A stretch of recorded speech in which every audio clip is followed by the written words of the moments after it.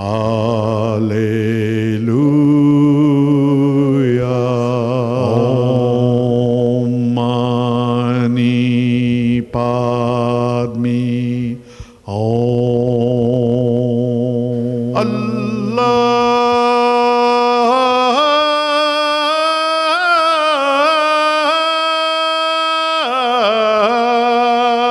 Satnam. Welcome. You're watching Harmony and Diversity. And we're speaking with Sherene Hassan. She's the director of the Islamic Museum of Australia. Sherene, we finished last week with what was amounting to entering into a discourse on jihad, which is a question that people often address with a mystified approach. Could you explain a bit more about what jihad is? So there's a lot of people think that jihad means holy war, and holy war, actually if you translate that into Arabic, you get a verse, or you get a phrase that says Harb Muqaddasa, which doesn't exist in any Islamic scripture. So jihad doesn't mean holy war. Jihad actually means struggle or striving. Right. So there are many types of jihad. Any honourable cause, struggle in any honourable cause, trying to find solutions to global poverty or global warming, the emancipation of women. This is all types of jihad. One type of jihad is fighting in self-defence. But the biggest jihad is the internal struggle that we all have to try and be good. It's not easy being good 24/7. So if someone provokes you or antagonises you, just by showing calm self-restraint, that is jihad. So that's the struggle.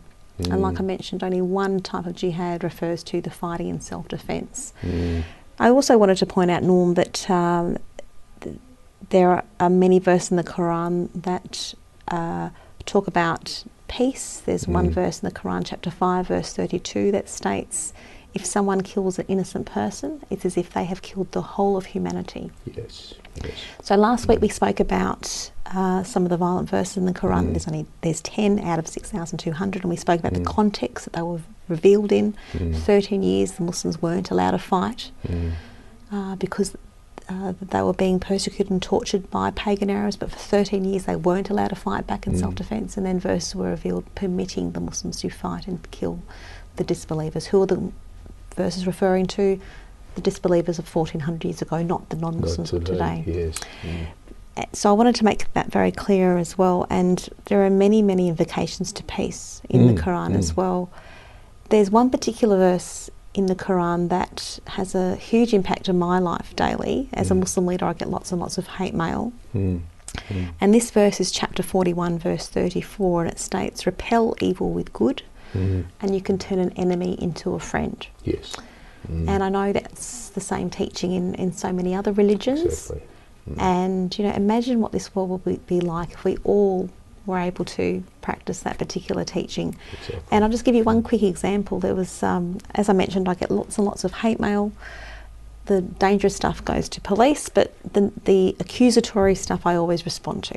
There's one guy called Dave, sent me this horrible email, bloody Muslims, go back to where you came from. You want to do this, you want to do that, you want to do this. And I'm like, hey Dave, how you going? I don't want to do any of those things. No Muslim I know wants to do any of those things. Right.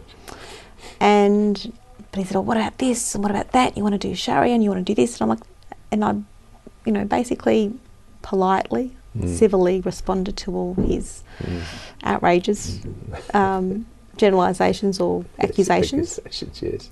And every time I would email him, he'd become a little bit less angry. Yes.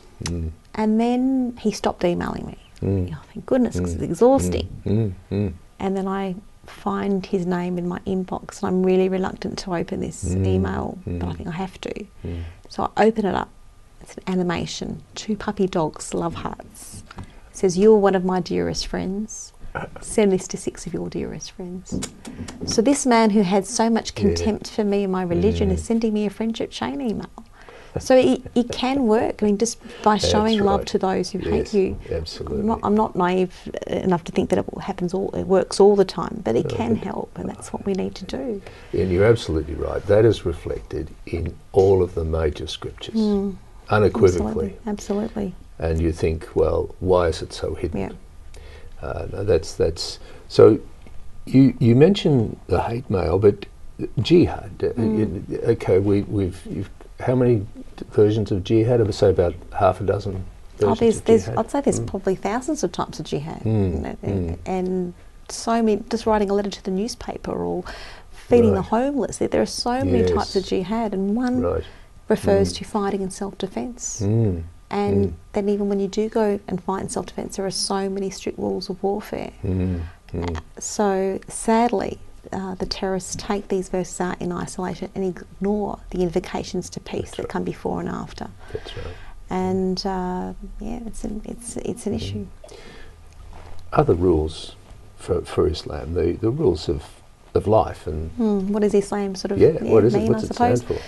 I suppose, again, not unlike other religions, it would be, for me, if I was to sum Islam up, it would be loving God, loving others, serving God, serving others. It's basically based on 6 core beliefs. Belief in one God. Muslims refer to God using the Arabic word Allah. Allah is simply the Arabic word for God. A Christian priest in Bethlehem would say Allah, he wouldn't say God, because he wouldn't speak English. So that's belief in one God, angels, holy books, prophets, 25 prophets mentioned in the Quran. Jesus, we believe in Jesus as a prophet. I couldn't be Muslim if I said to you I don't believe in the virgin birth of Jesus. If I said that, actually, it would take me out of my faith. So I have to believe in the virgin birth of Jesus to be Muslim. So I believe in the miracles that Jesus performed and the second coming of Jesus. Muslims believe in a day of judgment and life hereafter, and also in fate and predestination, that nothing happens without the will and knowledge of God. So they're the 6 core beliefs. That's what defines you as a Muslim. Whether or not you practice, whether or not you want to show that you're Muslim, that's another thing. But believing in those 6 core beliefs, that defines you as a Muslim. And then you come back to, once again, as we've already illustrated a couple of times, from the scriptures of the other main religions. That is the basic core of all of them. That's right. It's astounding that it gets distorted the way it does. But what happens is time gets distorted as well. And we're out of that for the moment. We'll be back in a moment.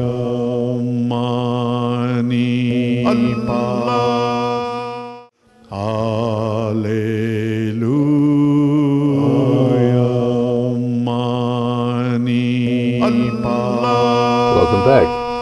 You're watching Harmony and Diversity. And we're speaking with Sherene Hassan, and she's the director of the Islamic Museum of Australia.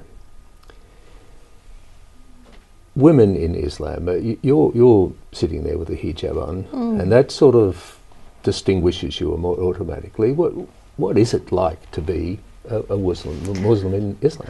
Yeah, that's a woman interesting. in Islam, so not a Muslim in Islam.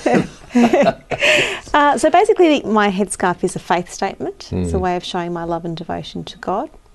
And it's something that I feel proud that God has chosen me to be an ambassador of my faith. So I don't see it to be a burden. A lot of people say, well, no, why don't the men wear their headscarf and why is it only the women? For me, it's an honour to have been chosen as an ambassador of my faith. It's really important, though, that Muslim women have the choice. And there are some Muslim countries that force Muslim women to wear a headscarf, like in Saudi Arabia and some parts of Afghanistan. I condemn that. But there are also places or countries that women cannot wear a headscarf. My daughter's a medical student, and she was considering going overseas to a public hospital in France, but she wouldn't be allowed to wear a headscarf in a public hospital in France. So I think it's also equally an encroachment on human rights to force someone to wear a headscarf, and also to ban someone from wearing a headscarf. I think that's also wrong as well. But going back to what it means to be a woman, I find my faith places a lot of emphasis on equality between males and females. And there's a plethora of teachings that I could share with you about the equality of males and females in Islam, but you're probably thinking, well, what is she on about? You know, I know of this happening in Afghanistan and this happening in Nigeria, you know. And I think it's really important that we understand the reasons why we have these misconceptions about Muslim women, because they are so pervasive. There are a number of reasons why people think the way they do about Muslim women. The first is cultural practices. Many cultural practices that exist in so-called Muslim countries that completely violate the teachings of Islam. So things like female genital mutilation. We often hear people from Reclaim Australia or whatever group going on about Muslims wanting to introduce that to Australia or some ridiculous thing like that. Female genital mutilation actually goes back thousands of years ago to the time of the ancient Egyptians. So it predates Islam, predates Christianity. But in the 21st century, there are some Muslim Africans, some Christian Africans, and some Africans that are animists that practice female genital mutilation. So it's nothing to do with Islam. No. So you've got female genital mutilation or honour killings, forced marriages. These are all cultural practices that violate the teachings of Islam. It's absolutely essential that we can discern between what is culture and what is religion. Yes. Then we have patriarchal misinterpretation, my favourite topic, where there are many men who have deliberately and perversely misinterpreted and distorted teachings in order to serve their purpose. And that's a very long discussion. Maybe I can come back and talk about that another time. So we have patriarchal misinterpretation. And then we have simply the lack of practice of true teachings, because not all Muslims are practicing their faith. And you might know someone called Muhammad who might say, I went to the pub last night, I got really drunk, I came home and I bashed my wife. And that might be the first and last Muslim that you ever have met. And you might think, oh, gee, Muslims are a nasty lot. But this Muhammad character has violated the teachings of Islam. He's drunk alcohol. Muslims aren't allowed to drink a drop of alcohol. And his wife, Prophet Muhammad, stated, the best of you is he who is kindest to his wife. So this Muhammad character is simply not upholding the teachings of Islam. But sadly, Muslims are being judged by our worst examples. There's 1.2 billion Muslims in the world. Not all Muslims are angels. But the reality is that 99.9999% of us would be just as outraged by violence in the world against other groups as the rest of the world would be. And finally, media. There are some media outlets that reinforce negative stereotypes. I was a media spokesperson for the Islamic Council of Victoria for about 6 years. I could write you a book on all the terrible experiences that I had as a media spokesperson. So I don't know how much time we've got to go. We've got to, for me Just keep going. You tell the story. It's your story, please. So there was one particular example. I was contacted by a journalist at 6 o'clock in the morning, booming down the phone. I said, what is this massive international incident that I'm trembling, thinking, oh my goodness, what's going on here? And he said he was referring to a model who was caught with ecstasy tablets in Bali. And she started wearing a burqa, and then she started to wear a singlet top and jeans after the court case. So he's asking me, how do I feel about this woman, Michelle Leslie, wearing a singlet top and jeans? And I said, what are you talking about? I could not care less how she dresses. It's her body. She can do with it what she likes. She's not accountable to me or any other Muslim. He said, no, but you must be concerned about her way of dress. I said, look, I couldn't care less how she dresses. I'm concerned about her drug-taking behaviour. But he didn't like my response because it wasn't controversial enough. No. So he went down his list of media contacts and found his angry, hysterical male who appeared on TV that night ranting and raving about how angry and offended he was seeing Michelle Leslie dressed that way. So my opinion as a mainstream Muslim leader is sidelined to make way for the extreme. Exactly. So that's the issue. And then when people say to me almost on a weekly basis, why aren't the Muslims speaking out? We are speaking out, but we're competing for airspace. Yes. Yes, that's right, and the media has immense control in that, don't they? As to where that's example is a very good example of just selective reporting. Yep, If we absolutely. can't get the excitement here or the rage here, we'll go somewhere else and get Absolutely. the rage. Absolutely. Yes, it's so. With internationally, I think you're also addressing something which is cultural, because oftentimes the Muslim they're interviewing will be someone in a really diverse cultural context to Australia, dressed differently, obviously not speaking English, and set against a background, a Middle Eastern background, which is contextually in Australia is Absolutely. alien. Time's not alien, however, and we're just out of it. We'll be back in a moment. Mani Alleluia. Mani Welcome back. You're watching Harmony and Diversity. We're speaking with Sherene Hassan. She's the director of the Islamic Museum of Australia. Sherene, over the time we've been talking for both of these programs, you've raised some issues of some fairly severe confrontation with people. The Islamic Museum, is that in some way a response to that? How does that fit absolutely, into it? absolutely. So Mustafa Vahur and his wife Mesa, founders of the museum, along with a group of people, myself, my husband, and a number of other people, got together and started up this museum as a way of reaching out to the wider community and trying to reclaim the narrative on Islam, trying to showcase a side to Islam that most people haven't seen before. So it's about reviving the arts and celebrating beauty within Islam. So we've been open for about 2 years, and in that period of time, over 20,000 visitors through the doors from every part of Australia, internationally as well. And we've been absolutely overwhelmed by the positive response that we've received. It's got 5 galleries, so there's an Islamic faith gallery, Islam's contribution to civilization, there's also an Islamic art gallery, and we also have Australian Muslim history and Islamic architecture. Oh, right. So it's been really wonderful to see groups of people coming through the museum and that transformation. And I'll just tell you a couple of stories. We had one group from the Mornington Peninsula, an elderly group who go on a mystery tour once a month, and they only find out where they're going when they board the bus. Right.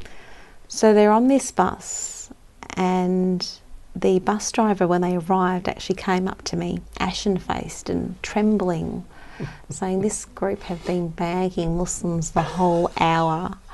Good luck." And as soon as they arrived, I could feel that tension, and they weren't happy that there was a sign on the floor that the floor was wet. They were early, and they weren't happy about that, and they obviously looked very stressed and not happy that they were at an Islamic museum. But after an hour and a half, some of them were hugging us and in tears, and it was just wonderful to see that fear dissipate, because you only fear the unknown. Yes.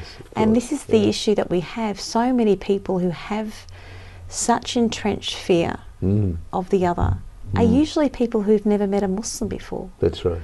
And actually, research actually backs that up. Yes. Kevin Dunn, Professor Kevin Dunn from Sydney, surveyed over 2,000 Australians and found that those individuals who had little or no contact with Muslims had very strong anti-Muslim sentiments. And those people who had contact with Muslims had very favourable attitudes towards Muslims. So what we're dealing with here, we're actually dealing with a whole segment of the population who've never met a Muslim before, and the only Muslims they know are the worst Muslims that they see on TV, that they enter their lounge rooms every night. So the Islamic Museum has been a wonderful way to reach out to the wider community. Yes. And people come through and they say, now that we've eaten your yummy food, seen your beautiful art, met your friendly staff, now we're delighted that we have an Islamic museum.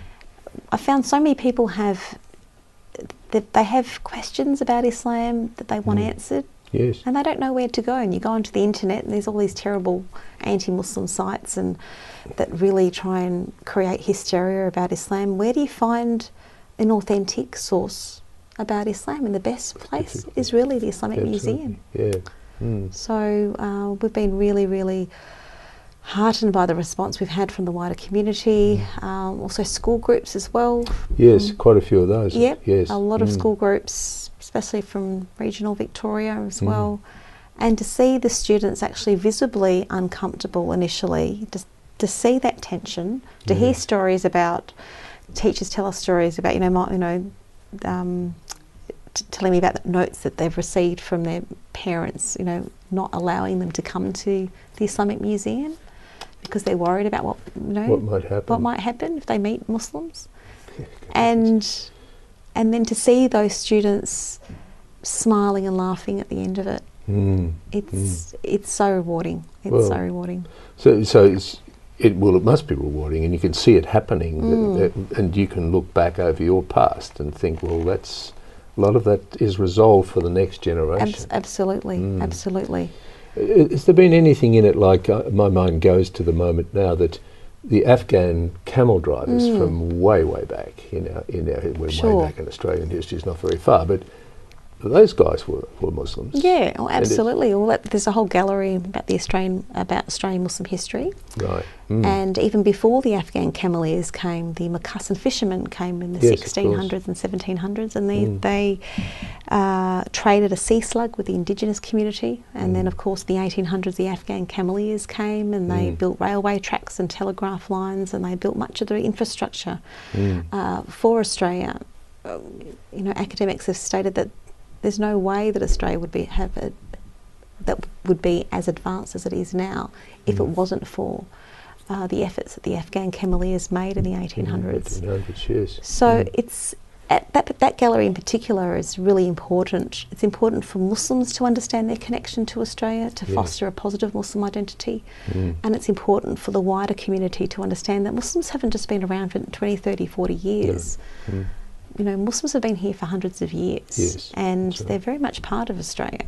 And it's very hurtful when you hear people talking about Muslims as if they're the other, as if they don't belong. Absolutely. And all you do when you single out Muslims and demonise Muslims, and all you do is you make Muslims feel like they don't have a connection to Australia, and then those individuals that are marginalised or might have mental health problems, that's actually quite dangerous to promote an anti-Muslim sentiment to these individuals, because that's the last thing we want to do. That's right, and that addresses the whole issue of, as referred to as homegrown violence, homegrown. I hesitate to use the word terrorism because it's actually violence. It's homegrown violence because the person feels isolated, not connected. No, it sounds as though. I look at the way you've managed things as absolutely inspirational, Sherene. You've devoted yourself to this as an Australian-born Muslim woman, and along that pathway you've encountered blocks and walls and had stones throwing at you, figuratively speaking, and you've come to this point of being a promoter, an explainer of Islam, and then cap that off with the museum. That's quite extraordinary. So I want to thank you so much for that, personally, as an Australian, for that, but also for the interview. And would it be possible, perhaps another time, to talk about something, because we could talk for days. Yeah. That'd be terrific. I'd love to. Thank you so much. Thanks very much, Sherene. You've been watching Harmony and Diversity. Thanks for watching, and goodbye for now. Baha'u'llah,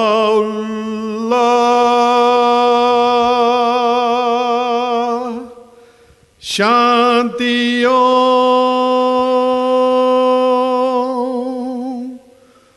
Allahu